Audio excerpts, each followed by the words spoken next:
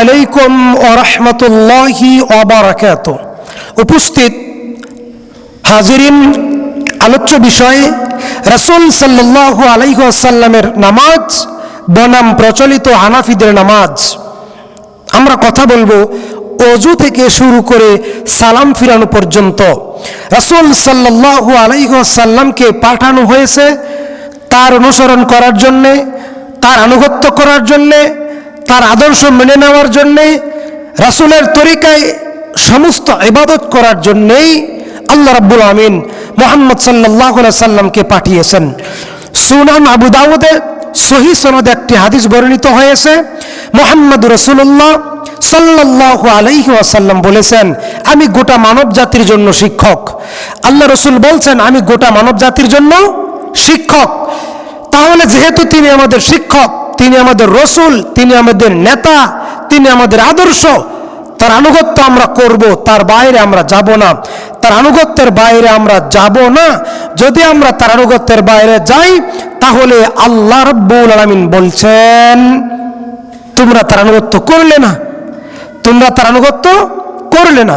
কাজেই আমরা ওযু থেকে নিয়ে সালাম ফিরানো পর্যন্ত রাসূলের তরিকায় ইবাদত করার চেষ্টা করব ইনশাআল্লাহ। ওযুর শুরুতে শুধু বিসমিল্লাহ, ওযুর শুরুতে শুধু বিসমিল্লাহ। বিসমিল্লাহ ব্যতীত অন্য কোনো দোয়া পাঠ করা বিদআত। কাজেই আমরা বলবো ওযুর নিয়ত অন্তরে করতে হবে, মনে মনে যে আমি ওযু করব, আসরের নামাজ পড়ব, ওযু করব, জোহরের নামাজ পড়ব, ওযু করব, এরকম একটা ধ্যান ধারণা চিন্তা থাকবে, এটাই বিশুদ্ধ মত। নাম্বার 2, ওযুর শুরুতে বিসমিল্লাহ বলতে হবে এবং ওযুর সময় পুরো মাথা মাসেও করতে হবে। আল্লাহ নবী সাল্লাল্লাহু আলাইহি সাল্লামের সুন্নত হলো পুরো মাথা মাসেও করতে হবে। একবার তিরমিজিতে 1 নম্বর খণ্ডে কিতাবুত তাহারাত অধ্যায়ে এই হাদিসটি বর্ণিত হয়েছে, একবার পুরো মাথা মাসে করতে হবে।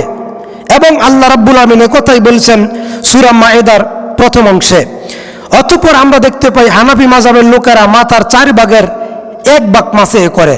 এটা ভিত্তিহীন আমল, এটা জাল আমল, রসুল করেন নাই। অতঃপর হানাফি মাযহাবের লোকেরা গার মাসেও করে ওযুতে। গার মাসেও করা সুস্পষ্ট বিদআত। গার মাসেও করার কোনো হাদিস কুতুবুস সিত্তা অন্যান্য কিতাবে নাই।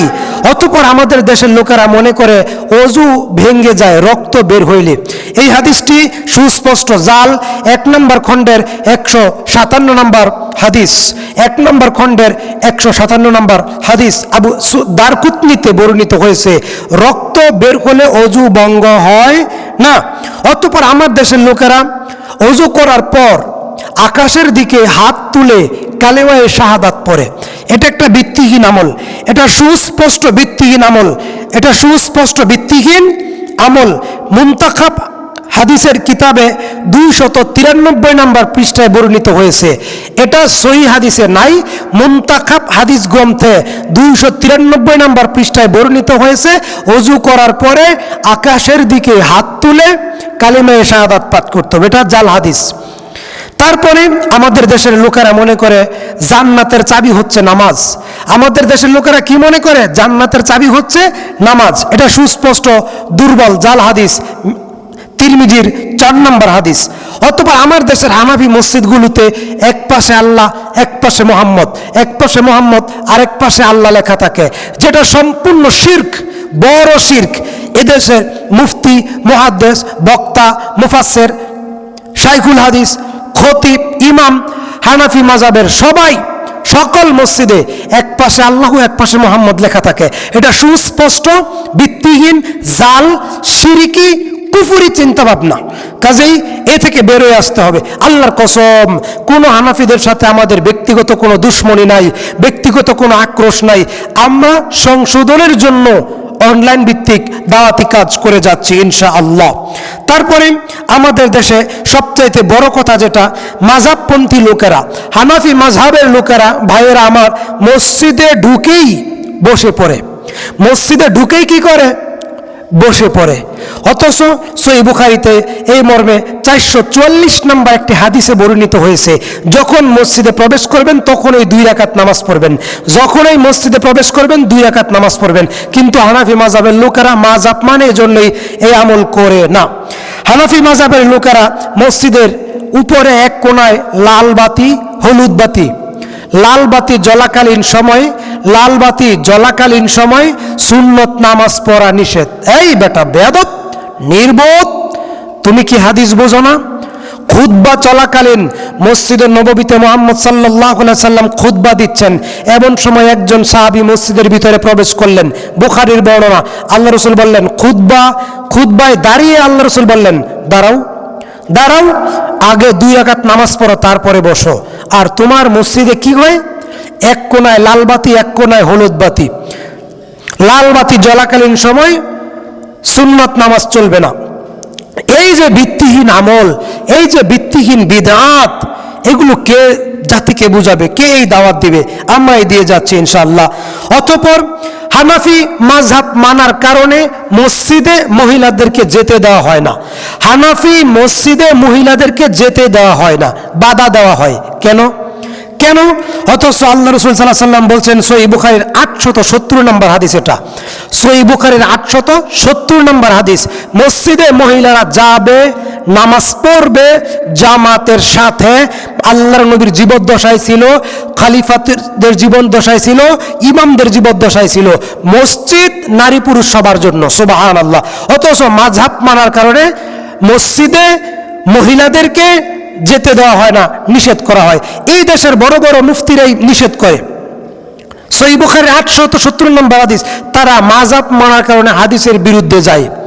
তারপরে রয়েছে সবচাইতে বড় যেটা দুঃখজনক বিষয়, হানাফি মাযহাবের অধিকাংশ ইমামগুলো অযোগ্য। হানাফি মাযহাবের অধিকাংশ ইমামগুলো অযোগ্য। কিভাবে? তারা সহিহ হাদিস বলতে সাহস পায় না। তারা মনে করেন সহিহ হাদিস বলাটা ফিতনা, পায়ের গিডের সাথে গিড মিলাইতে হবে। প্রত্যেকটা হাদিসের কিতাবে হাদিস আছে। কই? হানাফি মাযহাবের লোকেরা বলে না কেন? ইমাম সাহেব বলে না কেন? কেন বলে না?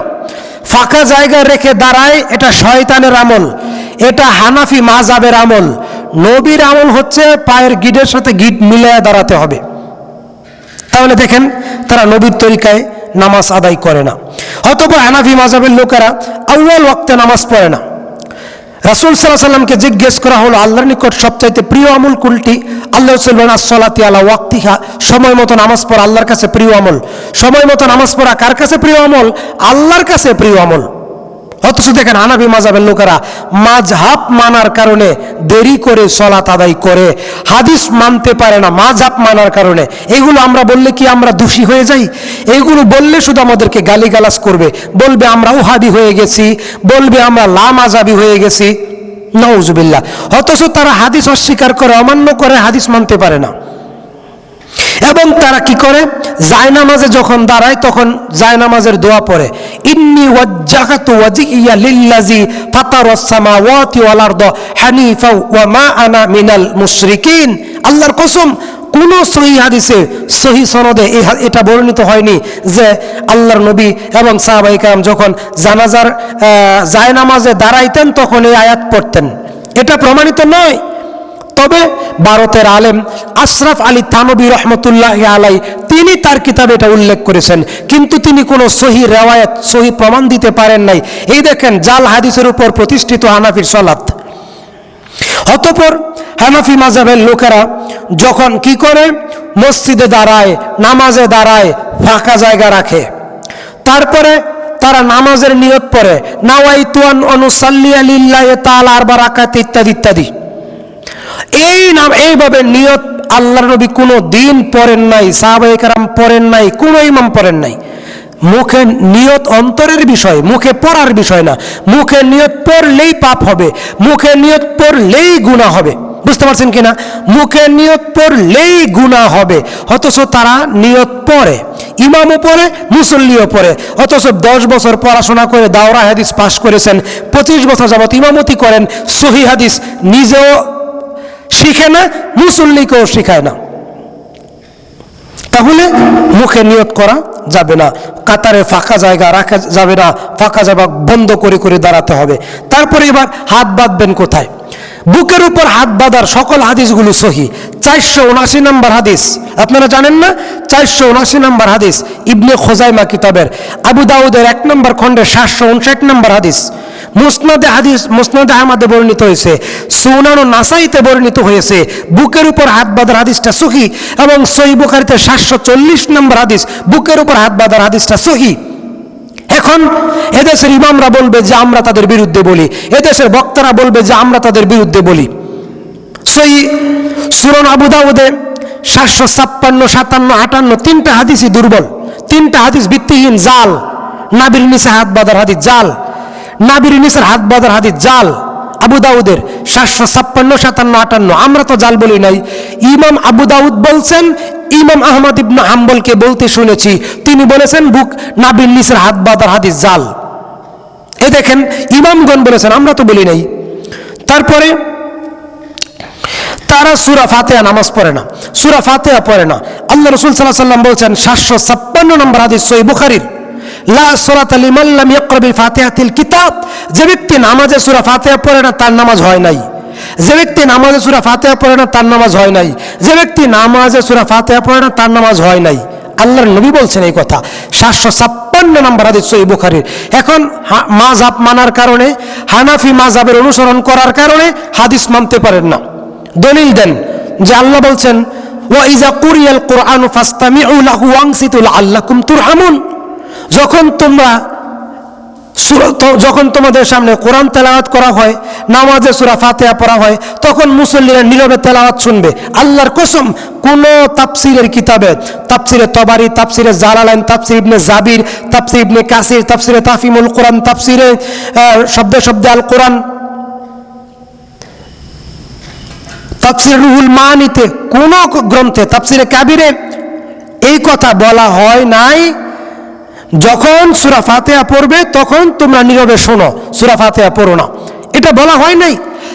মাযহাবের নামে মিথ্যা মাসালা চালু করছে সমাজে। এই দেখেন প্রচলিত হানাফি জামাত, প্রচলিত হানাফি মাযহাবের লোকদের আমল জাল হাদিসের উপর প্রতিষ্ঠিত, নবীর হাদিস অনুযায়ী নয়। তারপরে দেখেন তারা নামাজে আমিন বলে না। আপনি বিশ্বাস করেন নামাজে জোরে আমিন বলতে হবে, প্রত্যেকটা হাদিসের কিতাবে হাদিস রয়েছে, জোরে আমিন বলতেই হবে, জোরে আমিন বলতেই হবে, জোরে আমিন বলাটাই নবীর সুন্নাত। অথচ তারা কি করে? সুনান আবু দাউদের একটি হাদিস আছে 758 নম্বর হাদিসে, সেটা আবু দাউদের, যে ইবনে মাসউদ রাদিয়াল্লাহু তাআলা আনহু জোরে আমিন বলতেন না, নিষেধ করেছেন। একটা হাদিসের বিরুদ্ধে বহু সহিহ হাদিস রয়েছে, আর আবু দাউদের হাদিসটা কিন্তু সনদটা সহিহ নয়। তাহলে জোরে আমিন বলতে হবে, এটাই নবীর সুন্নাত। ফাঁসির কাস্টে ঝুলতে রাজি, জোরে আমিন বলতেই হবে।